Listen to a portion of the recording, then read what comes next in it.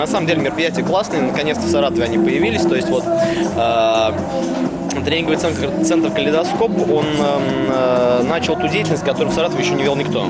Начал как раз, как сегодня правильно замечали, объединять людей. Когда ты находишься внутри корпоративного университета образования, скажем так, нет неких там приемов, техник, стратегий, которые порой практикуют коллеги в других смежных областях. Во-первых.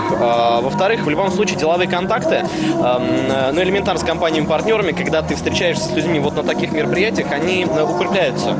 То есть здесь вот есть коллеги, с которыми мы уже взаимодействовали, но наконец-то мы хоть лично познакомились, в частности. Про школу ICBT слышал уже достаточно давно, когда, в общем-то, останавливало то, что школа в Саратове не проводила своих семинаров, а на 4 дня уехать с учетом жесткого рабочего графика далеко не всегда получается. А сейчас, вот, когда тренинговый центр «Калейдоскоп» наконец-то начал эту деятельность, я планирую до конца этого года пройти все 4 модуля школы для того, чтобы уже получить сертификацию. Ну и, конечно, очень приятно, что призами в конкурсе заявлены как раз вот эти вот бесплатные участия, поэтому хочется победить, естественно.